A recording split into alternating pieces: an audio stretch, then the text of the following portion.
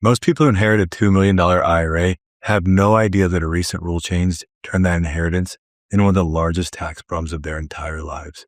And by the time they realize it, they've already made the mistake that cost them the most.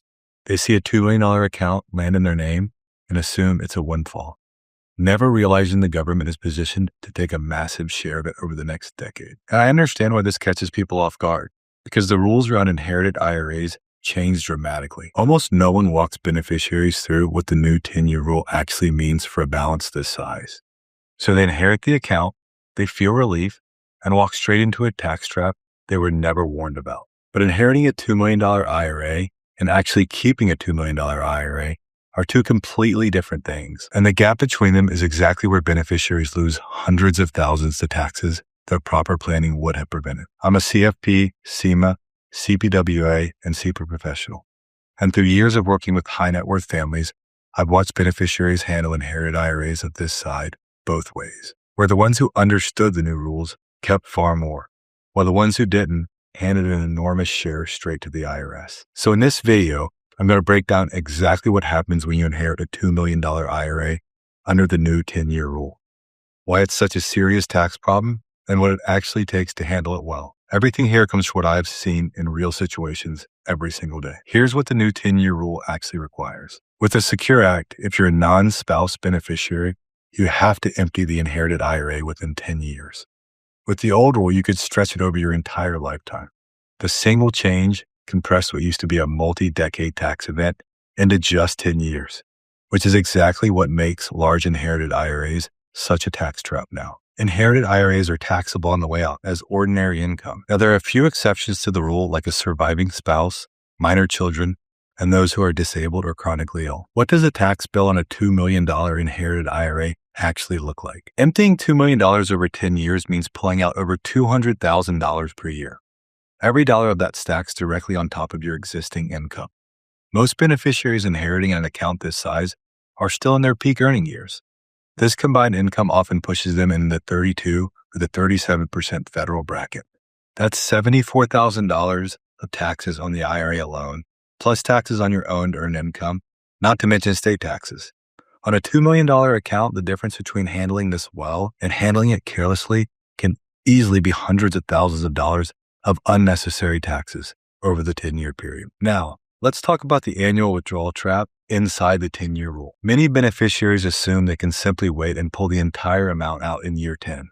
That's often not allowed and not the smart move anyway. Under the current rules, if the original owner had already started their required minimum distributions, the beneficiary must continue to take annual withdrawals every year and empty the account by year 10. Missing one of these required annual withdrawals can trigger a stiff penalty of 25%. Even when waiting is allowed, draining the entire account at year 10 creates an enormous one-time tax bill at the highest possible tax rate.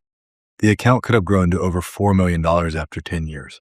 That would be over $1 million in taxes, which is a lot more than if you spread the distribution thoughtfully over 10 years. Understanding both the annual requirements and the danger of waiting avoids the two most expensive mistakes this rule creates. Now that you see the rule for this tax trap it can be, if you want help handling an inherited IRA, visit integritywealthadvisor.com, where me and my team can walk you through a plan, annual projections, and comprehensive income forecasting. Okay, let's get back to it. What does smart withdrawal planning look like?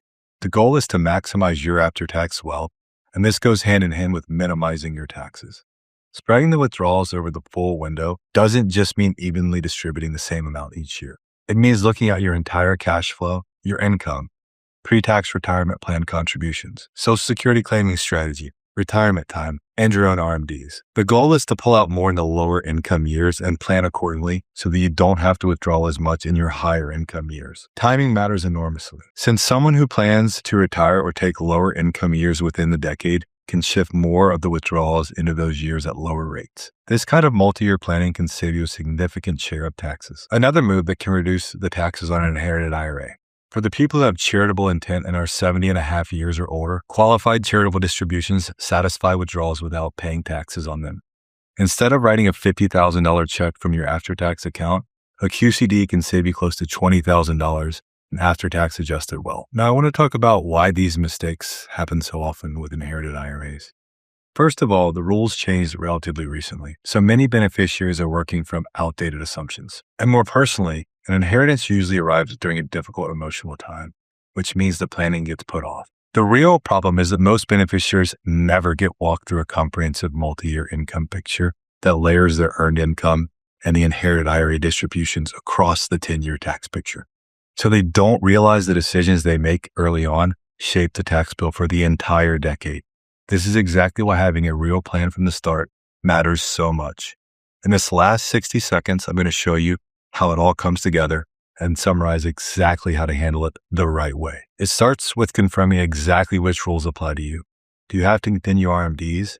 And are you subject to the 10-year rule? Keep in mind, the year the owner passes is year 0, not year 1. The next step is building a deliberate, multi-year withdrawal plan that spreads the tax across the entire decade and times larger withdrawals into lower income years. This means factoring in your entire income picture, earned income, tax deferral strategies, charitable giving, Social Security strategies, tax-efficient investing, and your own RMDs, so the distributions from the inherited IRA dovetail into your whole picture. Now that you've seen what happens when you inherit an IRA under the new 10-year rule, you can start playing it as the major tax decision it really is. If you want help handling an inherited IRA like this for your specific situation, visit integritywealthadvisor.com, where me and my team will help show you exactly how to plan it the right way. I'll see you in the next video.